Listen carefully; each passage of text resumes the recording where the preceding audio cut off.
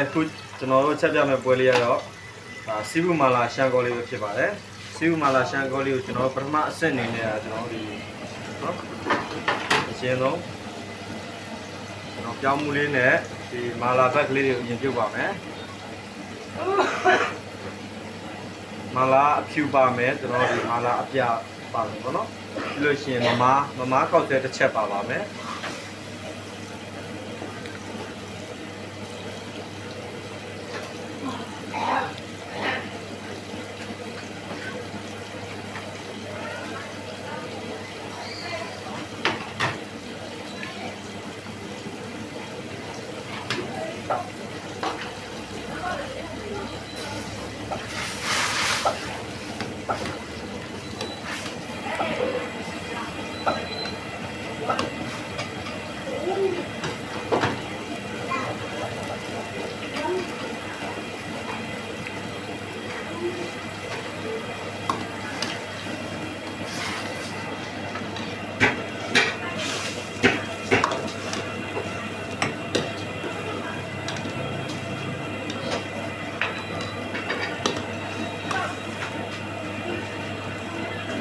မာလာခေါ်ဆွဲဘက်နဲ့ကျွန်တော်မမားလေးတွေကိုဒီလိုနေသားမျိုးလေးကြောက်သွားလို့ရှိရင်ကျွန်တော်တို့က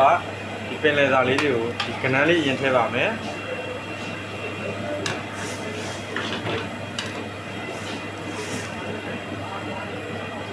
ကနန်းလေးထည့်ပြီးတော့ကျွန်တော်ပဇွန်လေးထည့်ပါမယ်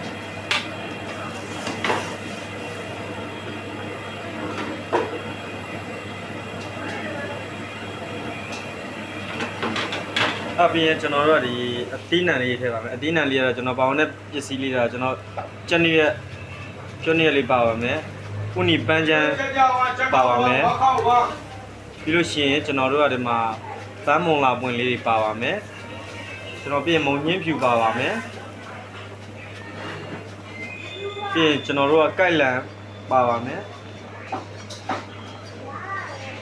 ငရုတ်ပွားအစိမ်းပါပါမယ်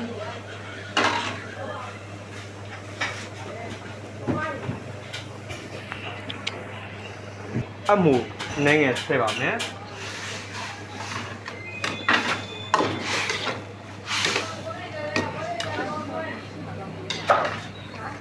ကျွန်တော်တို့အသီးနှံအားလုံးအသီးနှံလေးတွေအားလုံးကြက်ပြီဆိုလို့ရှိရင်ကျွန်တော်တို့ဒီမှာပြည်ကြီးငါးလေးနဲ့ကျွန်တော်တို့ကစင်းရက်ကလေးထည့်ပါမယ်ပြည်ကြီးငါးလေးကတော့ကျွန်တော်တို့ပြုတ်ပြီးသားဖြစ်တဲ့အတွက်ကြောင့်ဒီနောက်တစ်ချိန်ပြုတ်တဲ့အချိန်မှာကျတော့အရင်ပြုတ်လို့မကောင်းတဲ့အတွက်ကြောင့်လို့နောက်ဆုံးမှထည့်တာပါโอเคဒီနေသားဆိုရင်ကျွန်တော်တို့ကဆယ်လို့ရပါတယ်ခင်ဗျာ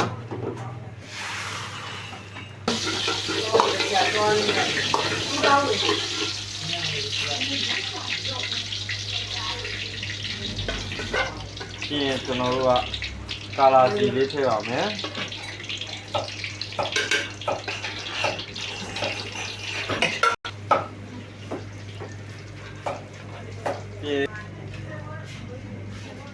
တင်ဆက်ထားတဲ့ကျွန်တော်မာလာရှန်ကောအနှစ်ကလေးတစ်စုံထည့်ပါမယ်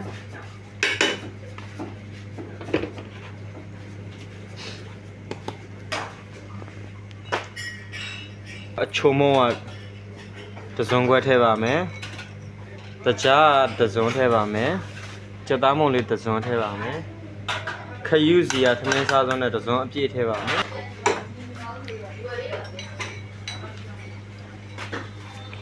ပြီးရင်ကျွန်တော်တို့ငေးသီးခွဲချမ်းမှုလေးတစ်စုံထည့်ပြပါမယ်ဒါလေးတွေသမညောင်ပြပါမယ်ကျွန်တော်ပြီးတာနဲ့မာလာစံကောကျော်ထားတဲ့အကြီးရကလေးကိုကျွန်တော်ကအစုံထည့်ပြပါမယ်